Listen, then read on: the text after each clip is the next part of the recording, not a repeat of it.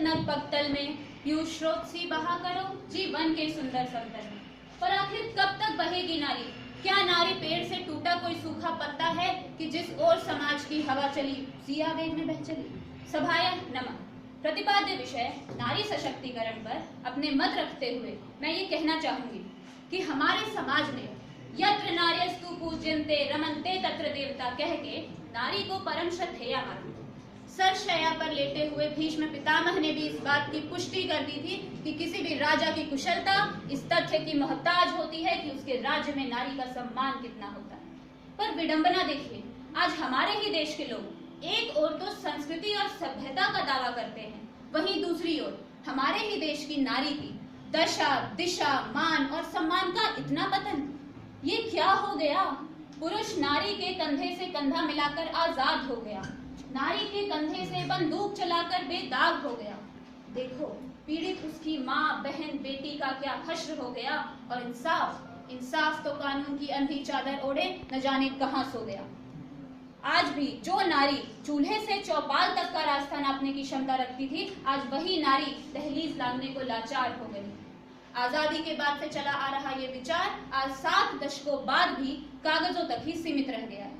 योजनाएं तो बहुत बनी, जैसे 1974 में पंचवर्षीय योजना, 1961 में दहेज के खिलाफ बनी योजना, 1990 में राष्ट्रीय महिला आयोग का गठन, 2009 में 7 सूत्रीय कार्यक्रम के तहत बने कायदे, 2010 में महिला मिशन पूर्ण शक्ति की स्थापना।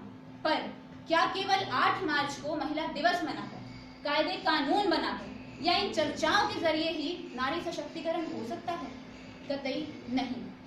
जब भी नारी सशक्तिकरण की बात आती है तो हमारे सामने इंदिरा गांधी, कल्पना चावला, चंदा कोचर जैसे उदाहरण रख दिए जाते हैं। पर जरा सोचिए कि अगर देश की हर नारी सशक्त हो जाए तो हमारे देश में कितनी इंदिरा गांधी, कितनी कल्पना चावला और कितनी चंदा कोचर तैयार खड़ी होंगी।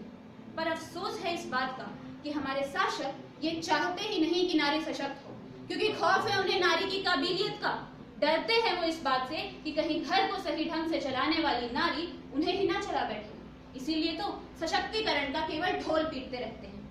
अगर बात करें राजनीति की, तो 1/3 आरक्षण के तहत महिलाओं को सरपंच बनाकर उनके सशक्तिकरण का दावा कर दिया जाता है। पर मैं ये पूछना चाहूंगी कि यह कैसा नारी सशक्तिकरण जिसमें आज भी वो सरपंच महिलाएं अपने साधारण से पतियों के हाथ की कठपुतली मात्र बन के रह गई हैं। 75% से भी ज्यादा सरपंच महिलाएं निरक्षर पाई गई हैं। आवश्यकता उन्हें साक्षर बनाने की है, उनके आरक्षण की नहीं। अब एक और बात जानिए, आज ये बोल दिया जाता है कि महिलाएं कामकाजी बन रही हैं इसलिए उनका सशक्तिकरण हो रहा है जी।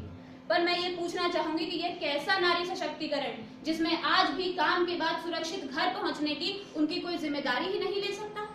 आज भी हमारी माँ, बहन, बेटी अपने ही घर में असुरक्षित है। 80% से भी ज्यादा ग्रामीण महिलाएं घरेलू हिंसा की शिकार हैं, जिसमें 98% से ज्यादा ये नहीं जानती कि घरेलू हिंसा के खिलाफ कोई कानून भी बन चुका है। आज भी हमारे देश में कन्या भ्रूण हत्या, दहेज प्रथा, देह व्यापार जैसे जघन्य अपराध व्यापक पैमाने पर चलते हैं। इस सब के बाद भी मेरी समझ से तो बाहर है कि किस दम पर यह दावा किया जाता है नारी सशक्तिकरण हो रहा है। कभी गांव में जाके महिलाओं से पूछ के तो देखो, न जाने कितने गांव ऐसे हैं जहां आज भी महिलाओं के जीवन का निर्णय पुरुष लेते हैं। क्या उनके कोई सपने नहीं होंगे? कब मिलेगी उन्हें वो आजादी जब वो एक आजाद परिंदे की तरह खुले आसमान में उड़ सकेंगी? क्यों हम केवल नारी सशक्तिकरण की ही बात कर रहे हैं? कोई पुरुष सशक्तिकरण का मुद्दा क्यों नहीं उठाता?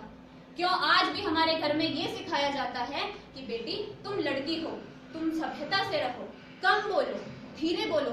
अरे सड़क पे चल रही उस दानव को कोई क्यों नहीं सिखाता कि सभ्यता का मतलब क्या होता है?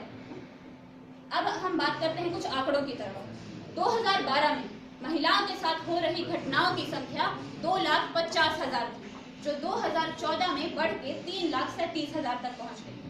अगर पिछले 1 दशक की बात करें तो पिछले 1 दशक में महिलाओं के साथ हो रही घटनाओं की संख्या 2.24 मिलियन रही है, जिसमें हर घंटे 26 घटनाएं और हर 2 मिनट पर 1 घटना दर्ज की जाती है। ये आंकड़े हैं जो दर्ज किए गए हैं, तो जरा ये सोचिए कि वास्तविकता कितनी भयानक होगी। सारे यूरोप में 1 साल में जितनी नारियों की मृत्यु होती है, हमारे देश में 1 हफ्ते में उससे भी ज्यादा नारियां अपना दम तोड़ देती हैं। इतना सब सब के बाद भी मेरी समझ से बाहर है कि किस दम पर ये दावा करते हैं कि नारी सशक्तिकरण हो रहा है। क्या ये दावा करने वाले लक्ष्मी का वो तेजाब से रंगा चेहरा भूल गए हैं, या वो 16 दिसंबर की काली रात को भूल गए हैं? उस घटना के बाद क्या हुआ? कमेटी बनी, फास्ट ट्रैक अदालत भी बने, पर क्या अपराध कम हो पाए हैं? कतई नहीं। लड़की चाहे 6 महीने की हो या 70 साल की, कोई भी कहीं भी सुरक्षित नहीं है। यहाँ तक कि अपनी गलती छुपाने के लिए आज नारी के ही चरित्र पर उंगली उठा दी जाती है। पर क्या वो 10 साल की मासूम लड़की चरित्रहीन हो सकती है? नहीं। 70% से भी ज्यादा महिलाएं ये नहीं जानती कि देश में नारी सशक्तिकरण का कोई मुद्दा इतने जोर शोर से उबल रहा है। भाई, जिसका सशक्तिकरण कर रहे हो, जब वही नहीं जानता कि उसे सशक्त बनाया जा रहा है, तो ये कैसा नारी सशक्तिकरण? ये तो वही बात हो गई जैसे दीपक तले अंधेरा। जब तक देश की हर नारी सशक्त नहीं हो जाती, तब तक आसान है कहना कि नारी की स्थिति क्या होगी।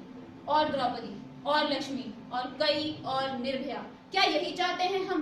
क्या यही चाहता है हमारा समाज? जरा सोचिए। अंत में मैं बस यही कहना चाहूंगी, कद्र अब तक तेरी तारीख ने जानी ही नहीं, कद्र अब तक तेरी तारीख ने जानी ही नहीं, तू हकीकत भी है दिलचस्प कहानी ही नहीं।